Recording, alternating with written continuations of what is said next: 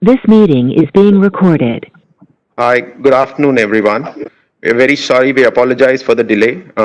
There was a little bit of a technical glitch. We sincerely apologize for the delay. Good afternoon, everyone, and welcome to Tata Communication Earnings Conference Call. We are joined today by our MD and CEO, Mr. Amur Lakshmi Narayanan, and Pratibha Advani, CFO. The results for the quarter ended September 30, 2020 have been announced on Friday, and the quarterly fact sheet is available on our website. I trust you would have had the chance to look through the key highlights. We will commence today's call with comments from Lakshmi, who will share his thoughts on the business and strategic imperatives, followed by Pratibha, who will share detailed views on the financial progress achieved. At the end of the management's remarks, you will have an opportunity to get your queries addressed. Before we get started, I would like to remind everyone that some of the statements made or discussed on the conference call may be forward-looking in nature and must be viewed in conjunction with the risks and uncertainties we face. A detailed statement and explanation of these risks are included in our annual filing, which you can locate on our website www.tatacommunications.com. The company does not undertake to update these forward-looking statements publicly. With that, I would like to invite Lakshmi to share his views. Over to you, Lakshmi.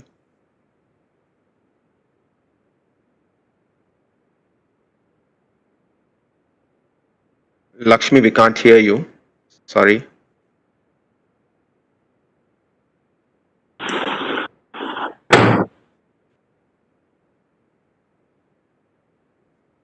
Still can't hear you, Lakshmi.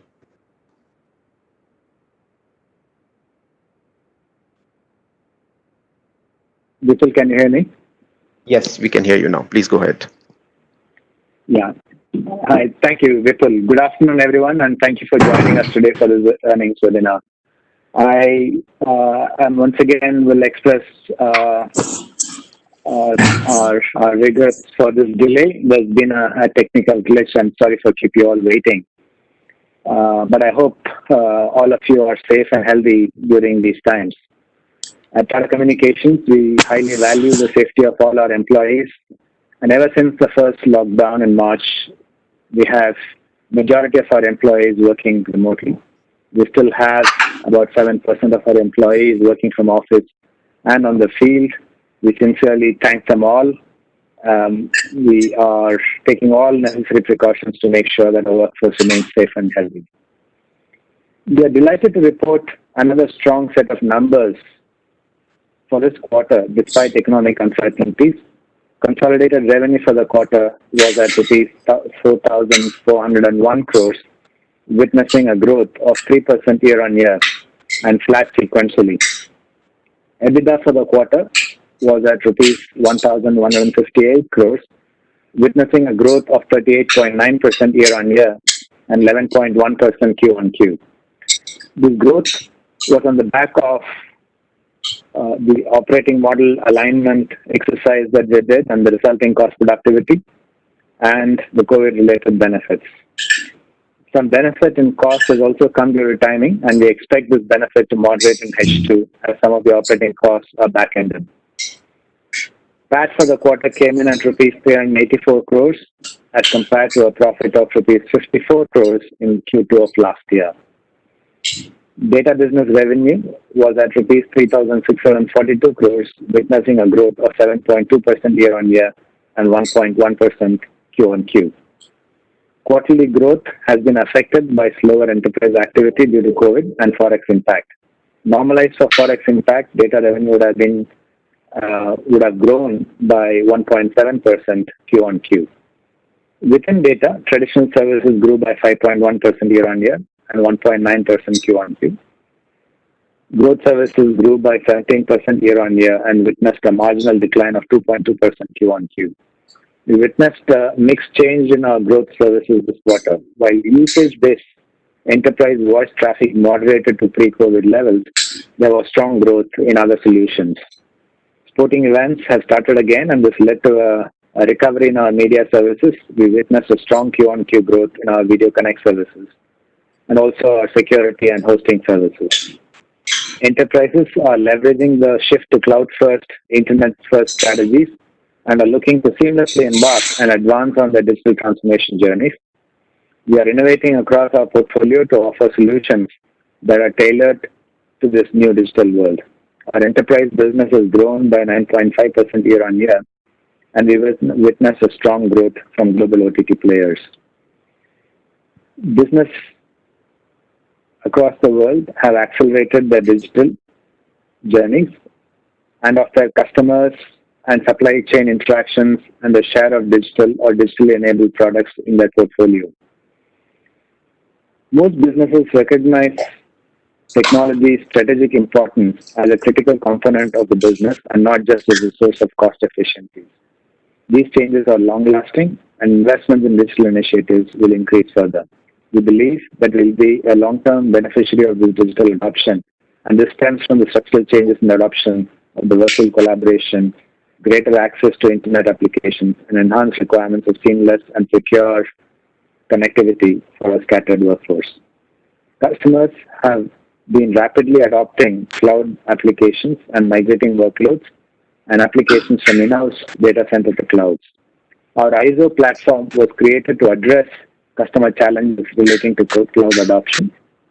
Since its launch, the platform has evolved from being primarily a network service to an end-to-end solution covering network, overlay, and continues to evolve based on customers' requirements. We offer cloud and network services under this platform. ISO Private Cloud is a fully managed cloud platform that enables enterprises to integrate, manage, and control their distributed IT environments with ease, consistency, and better control, meeting all regulatory and regional data residency requirements. It is available globally across 10 geographically distributed nodes for enterprise customers and audited cloud nodes for Government of India and PSU customers. ISO Private Cloud has integrated security which protects infrastructure from unauthorized access and threats. We help orchestrate the multi-cloud setup, simplifying the management and monitoring of the most complex cloud environments, thereby enabling a unified cloud experience. We have enabled digital transformation for many enterprises such as Goair, Trent Retail, IPCL, Marico, and so on, with our ISO Cloud platform and services. Our hosting services, which include both private and public cloud, grew by 14.4% year on year. On the network side, ISO Internet WAN is another product targeting customers looking at transition to internet from private networks. The service is a unique internet-based connectivity solution targeted at global enterprises and is available in 148 countries. What makes the ISO Internet WAN service unique is that it rivals traditional private VPN technologies in terms of SLAs, performance, and features, but uses the public internet as a transport mechanism. In effect, the service is the best of both worlds, providing the advantages of the internet with the advantages of MPLS. We have been getting very good traction for our ISO portfolio, and we have won some marquee deals in the last couple of years. In Q2, ISO Internet WAN grew by 33% year on year. Last quarter, we won a big deal for a global bank headquartered in APAC for our ISO Internet WAN solution, providing connectivity over internet in multiple geographies. We are providing coverage in a mix of developed and emerging markets, including some hard-to-reach markets in Africa and SLAs, and reducing the cost of ownership for the customer by 30%. This has been highly appreciated by the customer. Media portfolio has started to see some recovery with starting of sporting events. We continued our relationship with Star India for third year to help them with the production and live broadcast of IPL 2020 tournament to fans globally. With our Video Connect solution, Star is broadcasting and streaming the matches in English, Hindi, and 7 other regional languages with the capability to add many more. Our solution supports Star with satellite-based distribution of the IPL World Feed to various global broadcasters from the site. It gives them the flexibility to capture and deliver the programming across IPL matches with a reduced crew of on-site operators and with 24/7 service management. Coming to our Move portfolio, which has been affected by COVID, some of the industries like airlines and auto OEMs have been affected and usage-based revenues remains low. But we are witnessing some strong recovery in other functionalities of Move platform. We are enabling Victor Mobile to launch customized prepaid and postpaid and hybrid mobile plans for subscribers across countries, starting with the UK. Victor Mobile, who envisions to become one of the world's largest multi-play MVNO, will be able to scale and launch their MVN operations to other parts of the world with faster time to market with our Move MVNE services. In future, Victor Mobile also plans to offer the medium and large enterprise customers our IoT-based connectivity services through Move platform. We launched our SEDX proposition in the last quarter. One of the key components is to provide solutions for B2C companies to enable a digital customer experience to their customers. I'm happy to announce that our first customer for the solution has gone live. We enabled Tata Communications store-at-home solution for Chroma, which is one of India's largest consumer durables and electronics retailer. A solution will enable the company to redefine its sales process and bring assisted selling experience to deliver a personalized, interactive, superior shopping experience to its customer over its website. Through this solution, Chroma employees can provide seamless demonstration to its customers through a combination of audio, video, and chat, assist customers with co-browsing its e-commerce site, facilitate discussions with other departments to clarify queries across a wide range of topics like financing, buyback, etc. This helps Chroma deliver a near-real experience to customers, combining the intelligence of software, applications, and connectivity to provide a stable and secure digital experience required for the purchase. The solution was rolled out over the last weekend of September, and Chroma plans to scale it over a period of time to cover all its 150 stores across 40 cities. This is a great validation of Tata Communications platform that marries personalization and in-store experience with ease of digitally buying anytime, anywhere. Transformation services business is back on track, and the profitability has started to improve. We have a strong international pipeline for this business, and we expect the performance to improve further in the coming quarters. Our payment solutions business remains affected by COVID. We have started to see some improvement in the business, but the average transaction count is still lower than the pre-COVID levels. With economic activity picking up, we expect the transactions to go up further in the coming quarters. We have envisioned a roadmap for the future success, and we are on track. We are in the process to redesign our customer conversations and innovate our product offerings by bundling key elements to offer solutions and platforms with an aim to maximize wallet share and our customer retention. We revamped our organization structure. Our product, sales, and support teams are now in greater sync with each other than ever before. This has helped us to focus on the key identified customer accounts and deliver superior customer experience. We are witnessing still a slowdown or slowness in the deal closures, especially the large network transformation deals, which are getting pushed out to Q3 and Q4 by our customers. And we have witnessed this trend more in international geographies. Our pipeline and funnel lab continues to be robust, and as economy and enterprise activity picks up pace, we expect faster deal conversion and therefore better traction of revenue in future. Q3, however, is generally a seasonally weak quarter. As usage-based revenue is lower due to holidays, we are working closely with our customers and assessing how the growth will pan out for us in H2. The strength of our offerings and customer centricity has been recognized time and again. During last quarter, we were facilitated in 3 categories in ET Telecom Awards 2020. We are chosen as Best Enterprise Managed Security Services Provider, Best Enterprise Network Transformation Provider, and overall Best Enterprise Services Provider in India. These recognitions give us confidence that we are in the right direction. To conclude, we are co-creating a digital ecosystem of solutions that shapes a new world with a new tomorrow. We see great opportunities ahead as organizations look to harness the power of technology to transform the business model and drive competitive differentiation and sustainable development. I would now request Pratibha to take you through the financial highlights. Thank you. Over to you, Pratibha. Thank you, Lakshmi. Good afternoon, everyone. Thank you once again for joining us today on our Q2FY21 earnings conference call. While Lakshmi has briefly touched upon our strong financial performance for the quarter, I will take you through the details. We continue to deliver robust performance despite the challenging global environment. Data business continues to be the key driver for our business and has witnessed another quarter of Y-on-Y growth. Consolidated revenue for the quarter came in at 4,401 crores and grew by 3% Y-on-Y and although flat sequentially.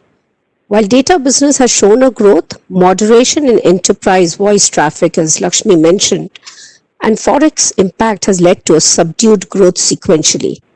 EBITDA for the quarter came in at 1,158 crores, growing by 38.9% year-on-year and 11.1% sequentially.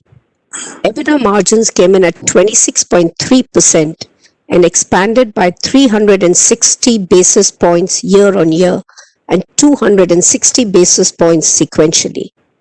Our profitability has improved due to our continued focus on driving operational efficiencies, and we have witnessed 3 successive quarters of double-digit EBITDA growth. We continue to make structural changes to drive productivity, fine-tune our processes, and drive manpower productivity to optimize costs. Results have been visible, as you can see, and we plan to continue making these positive shifts in future. COVID-related cost benefit continued in this quarter too. Additionally, we got a one-off cost benefit of rupees 43 crores. PAT for the quarter came in at 384 crore on the back of strong business performance, lower depreciation, interest and tax cost. PAT grew by 613% year-on-year and 49.2% quarter-on-quarter. I will now take you through our segment performance. Data revenue came in at 3,642 crores, growing by 7.2% year-on-year and 1.1% quarter-on-quarter. Quarter Y-on-Y, we continue to witness strong performance across all segments. Enterprise business also continues to show healthy growth, with strong growth in India as well as the international markets. India business grew by 5.1% and international business grew by 16.4% year-on-year. As communicated in last quarter, we are witnessing slower enterprise activity due to COVID, and the deal conversion is taking longer than usual. This has led to a subdued sequential growth. We were also impacted by forex. Normalized for forex impact, our data revenues would have grown by 1.7% Q-on-Q. Q2 EBITDA came in at 1,108 crore, growing by 47.2% year-on-year and 13.7% sequentially on the back of strong profitable growth in traditional and growth services and lower losses in innovation services. EBITDA margin came in at 30.4%, expanding by 830 basis points year-on-year and 340 basis points Q-on-Q. Moving to the performance of our traditional portfolio, revenue came in at 2,271 crores, growing by 5.1% year-on-year and 1.9% sequentially. EBITDA stood at INR 1,016 crores, having grown 24.3% year-on-year and 8% sequentially, with margins coming at 44.7%. Margin expanded by 600 basis points year-on-year on the back of operational efficiencies driven by structural changes in our costs and lower costs as a result of lockdown. NPL grew by 30.9% year-on-year, and IP Transit witnessed a growth of 15.5% year-on-year. Moving to growth services, revenue came in at 903 crores, witnessing a growth of 17% year-on-year and a marginal decline of 2.2% sequentially. This sequential decline was primarily due to moderation in enterprise voice traffic, as I mentioned earlier. The traffic is now close to pre-COVID levels. Some of this decline is compensated by growth in our media, security, and hosting services. Sporting events have restarted now, and this has led to some recovery. Video Connect platform grew by 74.2% Q-on-Q.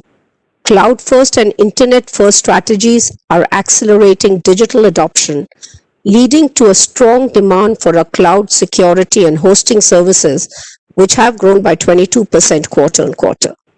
EBITDA for the quarter came in at 150 crore compared to 28 crore in Q2 FY20, having grown by 440% year-on-year and 30.6% sequentially.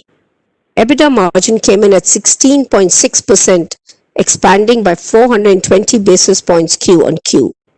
We were benefited this quarter by operational efficiencies and a change in our product mix. Share of more profitable services have increased in the portfolio, leading to a higher EBITDA margin. Our innovation portfolio, as we mentioned last time as well, has been affected by COVID-related slowdown. We are, however, seeing signs of recovery, and there has been strong growth in this portfolio across all products. Move has grown by 53%, IoT by 78.5%, and Net Foundry by 11.4% Q-on-Q. As we are scaling revenue, EBITDA losses have started to come down. This quarter, EBITDA loss was 80 crores as compared to a loss of 150 crores in the same quarter last year. Moving to our transformation services business, Q2 revenue came in at 333 crores, witnessing a growth of 2.8% year-on-year and flat sequentially. EBITDA for the quarter came in at 4 crores as compared to a loss of 3 crores in last quarter. We are in the process of executing some large international deals, and we expect revenue trajectory and profitability to improve in coming quarters. Moving to payment solutions business, revenue for the quarter came in at 58 crore, having declined by 31.7% year-on-year, but grew by 11.1% sequentially.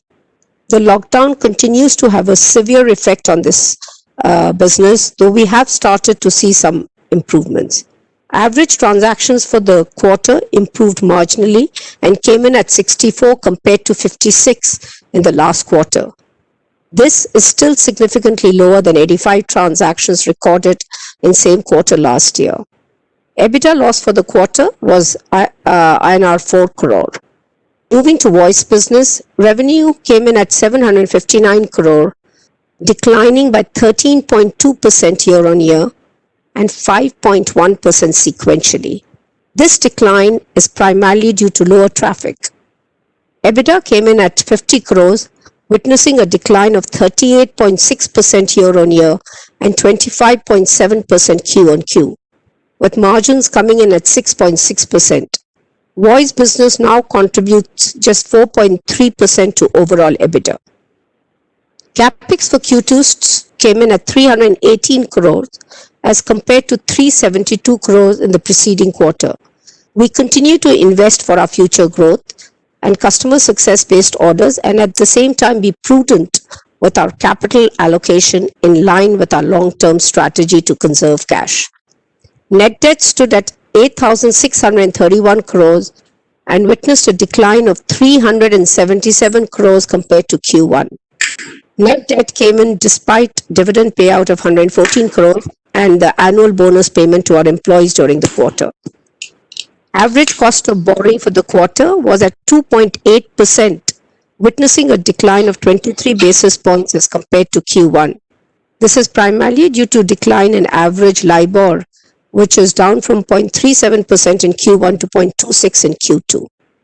Our trailing net debt to trailing 12 months EBITDA is at 2.3 times as compared to 2.8 times in the same quarter last year.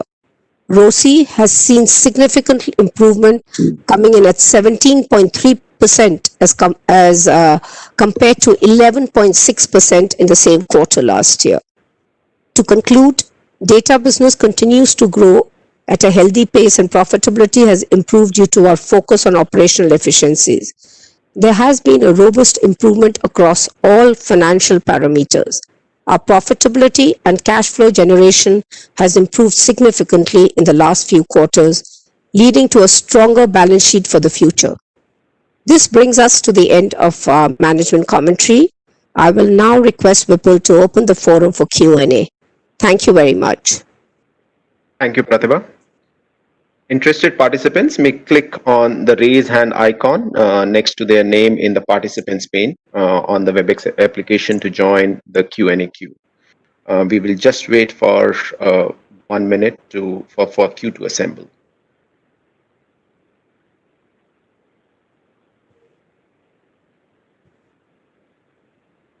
Our first question is from the line of Sanjesh Jain of ICICI Securities. Sanjesh, you may please ask your question now. Your line has been unmuted.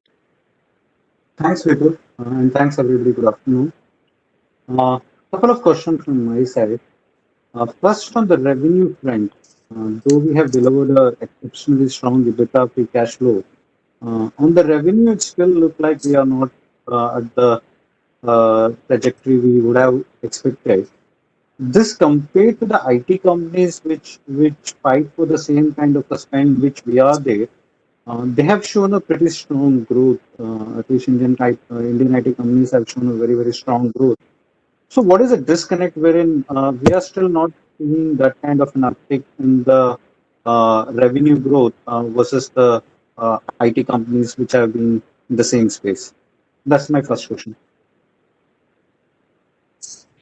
Yeah, hi Sanjay. I think quite difficult to compare the IT SI businesses with ours. So I wouldn't be able to really comment on their commentary. I can tell what we are looking at and what we are seeing.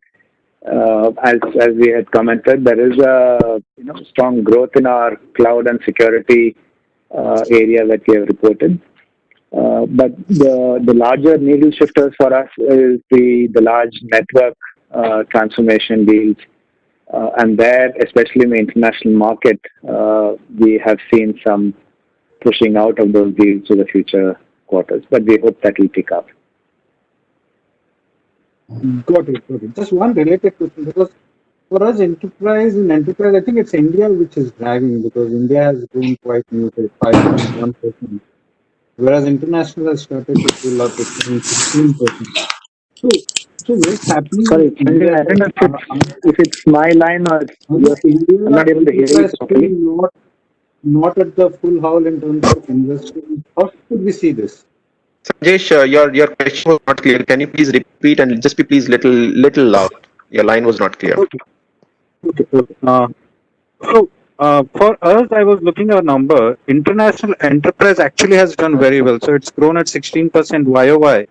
Whereas India is one which is dragging down, right? Which is 5% growth for YOY. So it's a problem that India enterprise is still not shifting, or India IT is or a telecom connectivity as a nascent stage, and they require a complete transformation. So why India growth is still not picking up? Yeah, I think this is my commentary about the deal closures and the softness from what we saw as the deal closures. But on the India enterprise side, I think the COVID impact of us being able to deliver the equipment and realize changes that is reason for network related slowness. Got it. I mean, international, I think what we are, whatever the deals that we have won are being executed, and that's resulting in the growth. Okay. So India, we still have a problem in terms of supply chain, is what we are telling, right? And once that's resolved, I would say supply. Yeah. Go ahead. Sorry. Got it. On the UCC side, I'm surprised because we are back to pre-COVID level kind of a growth and on a pre-COVID level base. It's slightly surprising because we still see a lot of usage on the UCC and all. Is there any change in the way revenue is recognized, or how it is? How should we see the UCC space? No, I think the UCC space from a traffic point of view is what we commented, that it's softening as people start to go back to the offices.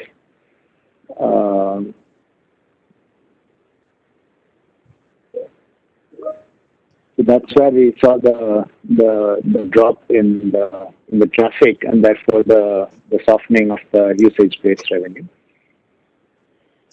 No, we were thinking that, Sanjay, just to share some data point with you, our traffic used to be almost had reached 1 billion minutes, and that's down to the level of 600, 700 million minutes. and So what that's was a it drop. pre-COVID? It was the same rate. No, that's what's surprising me, because we still see a lot of usage of video conferencing and all. The things are normal again. No, this minutes coming back is slightly surprising. That's what I wanted to understand. Is there any change in terms of deal structure? Have we no? It's very difficult to reconcile from the outside world, and yeah. Okay, one question on the cost side, Pratibha, for you. So we have done a phenomenal job in terms of cost, and we still see that there is still staff cost optimization in the exceptional item, which indicates that there is more cost saving probably coming in the coming quarters. So how much more cost saving can we see in next say 12 or 18 months, and what kind of headroom do we have in terms of more margin expansion, morely cost saving led? Uh, Sanjesh, while we are driving our cost optimization program, but you're not going to see immediate benefit. This will really come in by next year because the whole process takes time. Again, what has happened is while there have been some structural benefits in cost, and we had alluded to in our last quarter commentary, uh, some of the COVID cost benefit may actually go away in the future quarters as things open up and we start going back to offices. So, overall, I would say that our margin should be in the range of 22 to 25%, because some of that COVID benefit is likely to go away in future. And also some costs because of COVID have got deferred. For example, marketing, etc., have actually got deferred, but finally we will have to incur and spend those costs. Got it. Thanks. One last question. On the tax side, tax rate on a consolidated basis has come down significantly, now at 20% of the PBT. How should we see the tax rate for this year and next year? It'll be more appropriate for while this year, of course, it'll be lower because we've also got the benefit on account of capital gains, etc. this quarter. But if you're modeling, I would say look at it in the range of 28 to 30%. Okay, got it. Thanks. But we will have tax efficiencies as our international entities now are turning profitable. Yeah, that's what I was thinking, because we would have accumulated losses, and that should help us in bringing down the tax rate. And that's why you've seen that it has been declining. If you go to a couple of years back to today, we are very, very tax efficient. So 28 to 30 in that sense look slightly higher, because India, which is a significant chunk of our profit, is at 25%, and international now turning profitable, and we have accumulated losses. There should be no tax incidence there, right? And effectively our console should be anywhere between 20 to 25 is what I was expecting. You're right, Sanjesh, it should be lower, but just to be on the safe side, I've given you that range. But ideally, we would aim our tax rate to be between the 25 to 28 range. But it's dependent on a lot of factors, right? You don't know how some geographies' profitability is going to play out. And that is why I said for purposes of modeling, it may be safer to build your models at the 28-30% range. But our effort will be to continue to drive tax efficiency, and there are a lot of initiatives that we are working on at the moment. Got it. And thank you for all the answers, and best wishes for your future. Thank you. Thank you. Thanks, Sanjesh. The next question is from the line of Viraj Mahadevia. Viraj, you may please ask your question now. Hi, congratulations to the management team. Fantastic results. Pratik, that you highlighted in your account of 109 crores. Throw a little bit of light on this around the VRS. How many employees, what percent of your employee base, the nature of the roles, onshore, offshore, And consequently, what is likely to be the reduction in employee benefits expense on a quarterly basis going forward as a result? Lakshmi, would you want to take that question? Yeah, no, I'm not sure if you can give specific details on how many and so on. If that is the question that you're asking, Viraj. Lakshmi is asking for more of a flavor. I'm not looking for X number of employees. Right. More of a flavor for what are the kinds of roles, where is the fat being cut, is it overseas, is it in India, Okay. technology, R&D, sales and So, marketing, where are these cuts coming from? And consequently, what is... Right. So I think it would be fair to say that as we were looking at our operating model in terms of where our people are based and how do we service our customers, large portions of this is happening overseas. And also some in India as we do more automation, and that is driving some of the operating model benefits. So a large part of it is overseas, but also in India is what I would say. But in terms of roles, it's across the space, looking at all of our portfolios, all of our units, right? In terms of the product units, the sales and solutioning, looking at how we can centralize and create a more hub and spoke model for some of these. So it's across the units that we have looked at what is the right model for us to operate, and therefore the roles span across all of the business units and all of the business functions. Right. And is this expected to continue? And then what is likely to be the new normal of employee benefits cost structure on a quarterly basis? No, I think I wouldn't say it's expected to continue. This was an initiative that we had launched late calendar year last year, and looking at and realigning our operating model, right? So, and that exercise is coming to an end and will be ending in the next few months. And that's the exercise that we have completed. So that would be the answer. Yeah. And then Pratibha, just to my first question, which was, what is the employee benefits expense going forward on a basis from 760 odd crores where you've been? How much are you likely to move down to on a quarterly or even on an annual basis? So what I would say is that, and I don't want to give a number, but basically what you're aiming at is improving our on-site offshore mix.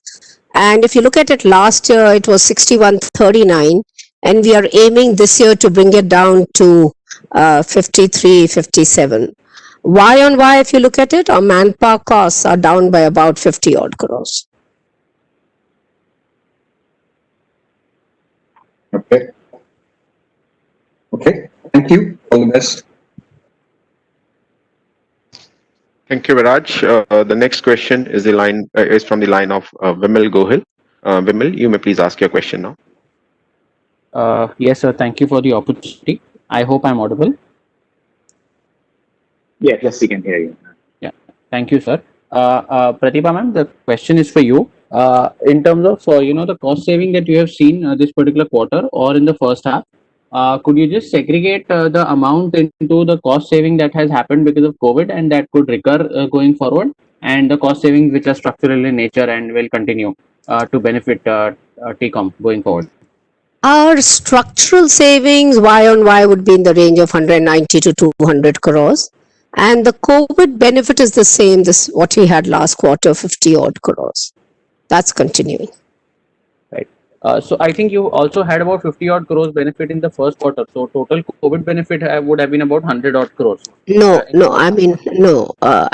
incremental COVID benefit.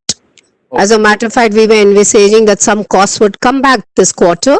Those have now got deferred to Q3 as the economy starts to open up.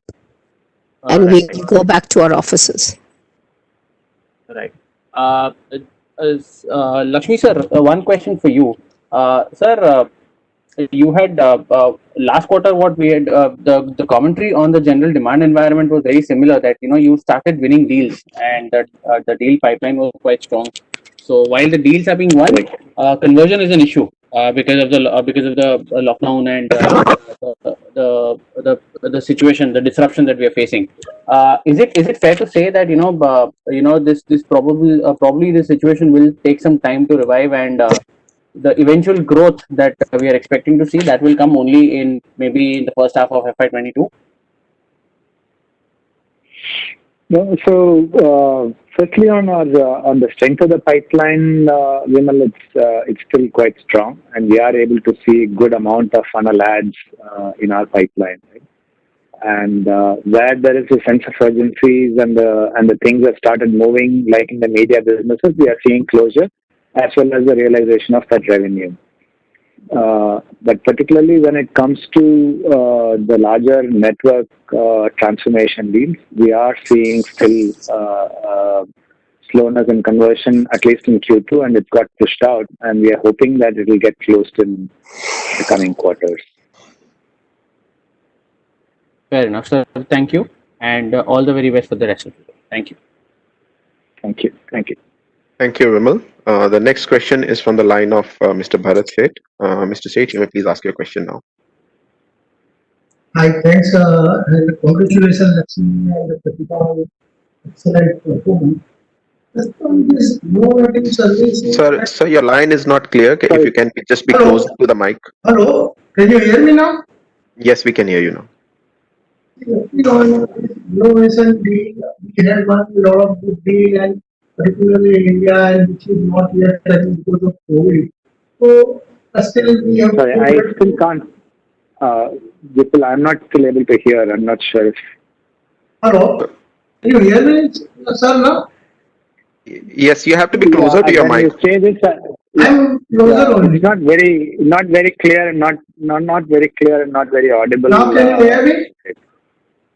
Yeah, now I can. Yeah. Hello, sir. I mean, on this innovation, we had a good amount of deal, and particularly because of this COVID, it's not really. I mean, conversion is happening and not reflected in the revenue. But despite that, we have been really able to bring down the loss. From medium term perspective, if you can give some color, how when do we really see this is picking up, and when really we start breaking even, some kind of a color, I mean trajectory, directionally, you can really help us there. Sorry, it was a struggle for me to pick up every aspect of your question. If you're asking in the medium term, how will we see the pickup in closure of deals? Okay. No, Lakshmi. Mr. Seth's question was around innovation. That in medium term, how we see deal closures and pickup happening, and what are the broad timelines for break even, if we can share something. Yeah. So I wouldn't comment on the timelines of the break even. Maybe Pratibha has a model that will. But in the innovation, we have as we said, NetFoundry has started picking up in terms of their revenues, and we see a fairly strong pipeline as well. And we believe that will start growing. And it continues to grow, but the needle shifting growth will happen next year, is what we believe. The India IoT business is already delivering some good results, and we have plans to ensure that it can continue the growth path that it is on, and it will continue to grow. And the move IoT platform also, we'll have to wait to see whether we can close the OEMs, and we are targeting a few other areas with semiconductors and so on, some new segments with those offerings, and we believe that will also help us to grow in those areas. So a specific timeline to break even, because there are multiple products in that, I won't be able to give you a specific timeline. Okay. But just to add more color to what Lakshmi said, Okay. and of course, this has been your question in every call, we would break even when revenue is around 125 million. 125. Yeah. Okay, great. And because you talk about a lot of operational efficiency, is still there any lever for operational efficiency that we have, which will keep on, helping us in cost optimization side? Sorry, I couldn't hear anything, Vipul. Hello. Pratibha, the question was around operational efficiencies and cost optimization. Mr. Seth is asking if we have any more scope on those side, and what are some of the initiatives that we are taking, if any, for the future. I think that's going to be an ongoing exercise. And as I mentioned, even in my commentary, we are looking at making our processes more efficient. We will continue to drive productivity, but obviously a large part of that work has already got done, and that is visible in our margin expansion. Okay. And then last question on any asset monetization in this group, we have already monetized. So any color on asset monetization and the size of asset that we can monetize? Right. Lakshmi, you want to take that? No, His I couldn't question hear the is question. his question is on any plans for any asset monetization, and if we've identified any asset. Yeah, Mrs. Seth, I think we are in the process of looking at all the options of monetization across very many asset categories that we have, but not in a place where we can articulate the timing and the amount at this stage. But we are examining across our real estate and other assets that we have. All options are being looked at. Thank you. That's all from my side. All the best. Thank you, Mr. Sheth. The next question is from the line of Kaushik Dhanuka. Kaushik, you may please ask your question now. Yeah, hi. Am I audible? Yes, you are audible. Yes, you can. Yeah, just want some perspective on this fiber which you have under the sea and terrestrial also. Do you foresee any disruption risk to this, like some new way of delivering data through satellite or something? Can you just throw some light on this? No, Kaushik. Yeah, hi, Kaushik. No, the short answer would be no, but for a long answer, I have to get an expert to answer to you. Okay. So you're not apprehensive of major disruption for your fiber which you have? No, on the contrary, in our media business, one of the big shifts. I mean, there are a few big shifts happening in the media business. One is the customers' movement from satellite to fiber and internet. So that's a big shift already happening because the cost of satellites are much greater. The second shift that are happening in them is more of remote production. So, if I were to look at that trend and what those customers are telling us, then I can extrapolate and say in this, we don't expect anything to happen to disrupt. Okay. And Lakshmi, just another thing, this focus on Atmanirbhar Bharat by the government and various policies in this regard, whether it's for electronics or white goods, etc. How do you see that for Tata Communications? Like you were talking about semiconductors as a new area. So can you just share your perspective on that? Sorry, Kaushik, can you repeat that? What initiatives of the government on the semiconductors? No, the government basically is initiating a lot of policy and for giving a thrust to Atmanirbhar, self-sufficiency, for Make in India. So one of the areas which, mobile, semiconductors, etc., electronics. So you touched on semiconductors in a previous comment. So do you foresee any sizable benefit for Tata Communications in this regard? No, I think the context of move in the semiconductor was more about these semiconductors can build in the move and our eSIM hub capabilities into the semiconductors before they sell it on to the OEMs, right? So that is what we are looking at. But yeah, so that's got no relation to the India program of Atmanirbhar. Okay. Thanks a lot. That's it. Thank you. Thank you, Mr. Dhanukan. We have last question from the line of Mr. Riddhesh Gandhi. Riddhesh, you may please ask your question now. Hi, sir, and congratulations on the great numbers. I just wanted a sense from you with regards to, and I think I've asked this in earlier question answers as well, in terms of, how do you think about incremental return on capital employed on the reasonably large kind of capex which we can continue to do every year, and how should actually we be thinking about it both from sustaining capex perspective and a growth capex perspective?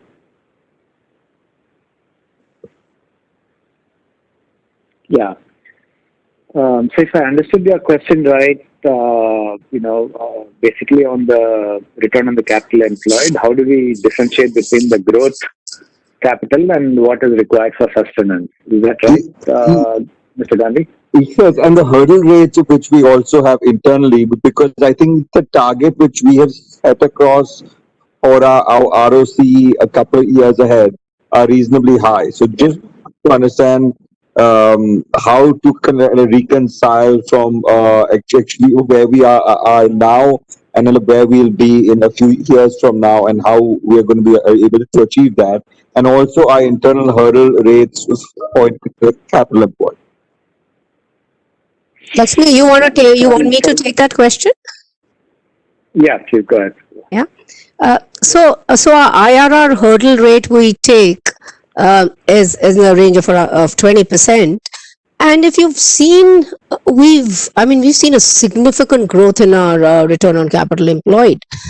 And we are going to stick on with the numbers that we called out earlier, because incremental EBIT is going to lead to an incremental ROC growth. Having said that, obviously, the mix of our product portfolio is what is going to lead to future EBITDA growth. Having said that, we're still confident that we will hit those ROC numbers. Sure. So if I understand is that the investments which we would have made over the last few years are still to generate the appropriate EBIT which we think which we can achieve, and as we sort of inch towards that, we will also see that in the ROC numbers being reflected. Is that how we should be looking at it? Yes, as I said, that we internally use a hurdle rate of 20%, and we are inching closer to that rate. Got it. And correct. And with regards to effectively, we would use incremental free cash flow after capex to effectively reduce our overall leverage. Yeah, we would want to, going forward, deleverage ourselves. Okay. And that is how we'd like to use our cash. Okay. Thanks. That's all from me. Thank you. Thank you, Riddhesh. That was our last question. Thank you, everyone, for joining. Over to you, Lakshmi, for your closing comments. Thank you, Vipul. Thank you, everyone. I think just in summary, we have delivered a solid quarter with improved EBITDA margins. We've also improved our net revenue margins. The mix is more shifting towards the data. So I think the execution is solid. The execution is quite solid, and we do hope that the pipeline we have and the future conversions in the medium to long term will also result in a solid growth, which is what we've articulated in our strategy. Thank you. Thank you, Lakshmi. Thank you, everyone, for joining the call. You may please disconnect. Thank you.